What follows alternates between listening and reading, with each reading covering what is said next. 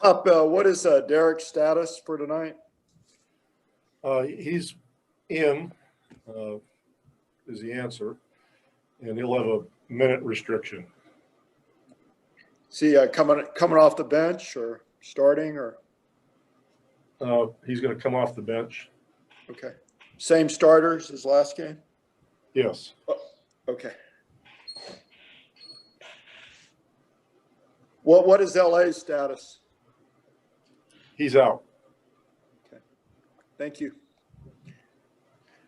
Thanks, Tom. Let's go to Tom Petrini from Ken's 5. Tom, go ahead. Coach, Becky said that there was no conversation earlier in the season about who would take over head coaching duties if you ever got ejected. Not that you ever do that. Of course not. And she said in the game, you just pointed to her and said you got him. So tell us about that moment and what it meant, not just for her, but, you know, for the sport. Well, as far as that particular game, that was her game. As you all know, we're very participatory. I like to have my coaches coach. So the Lakers were her scout team. So it made total sense, for her to take over. So that's what we've done for, decades. So that's nothing new.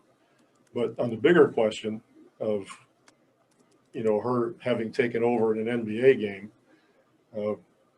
to me, it's not a big surprise. I guess to a lot of other people, it meant a lot, and I can understand that. But she's somebody who's very skilled and could very easily fulfill the duties of a head coach in the NBA. That goes out saying. I mean, there are women in every other endeavor in the world, whether it's government, science, technology, aviation, doesn't matter what it is.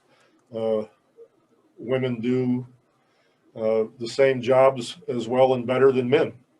And that's a fact. So there's no reason why somebody like Becky and other women can't be coaches in the NBA.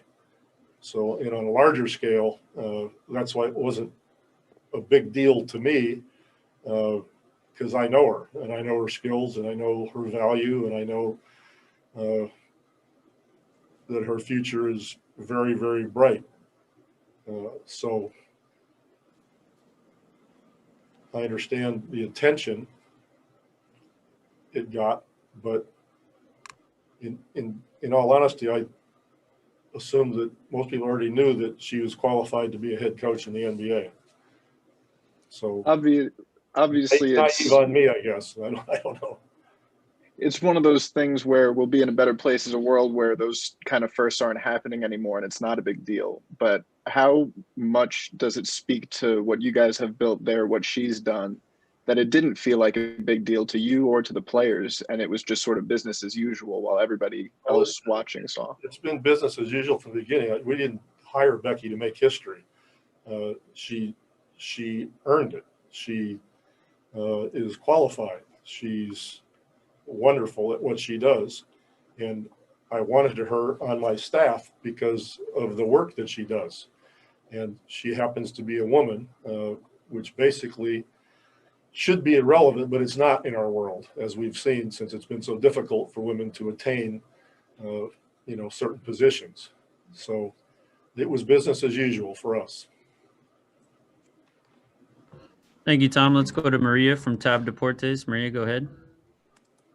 Coach, you were just talking about Becky and her impact. And for example, me coming from a Latin American country, I wrote this question especially for you. What message would you give to a woman out there who would like to pursue a coaching or sports related career?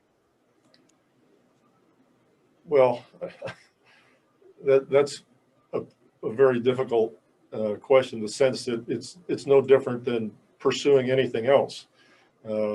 Be prepared, study it, be part of it, get involved in it, do the best job you can, and you see what happens. I mean, there's no holy grail or no paradigm that is the same for everybody. Everybody takes all kinds of paths to be an NBA coach.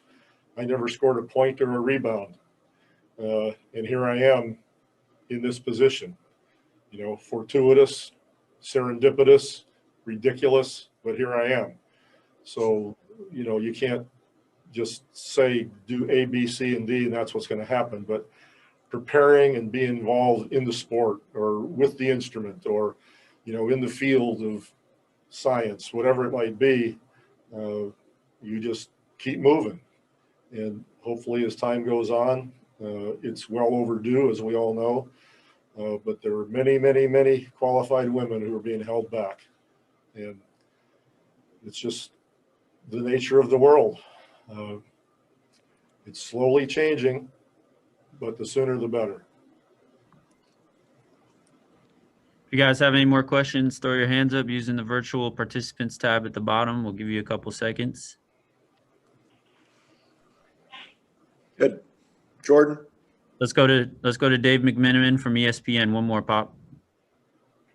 Hey, Pop, Becky described the moment where you were walking off and just pointed to her and said, hey, you got him. And I understand from your previous answers that to you it wasn't a big deal because her qualifications were so strong and evident. But when you were making your way to the locker room, did it occur to you at any point that history was being made and others would react to it in the way, kind of the world has reacted to it? No, not on the way to the locker room. I was otherwise engaged emotionally. So, no, but I mean, people, told me that all the attention it got afterward. But as I said, it was business as usual for us. She's obviously capable of being a head coach in the NBA. And at the same time, it was her scout game. So she knows more about the Lakers than I do. Thank you. Okay. Thank you, guys. Pop. We appreciate it. All right, guys, we'll get this uploaded to that box link.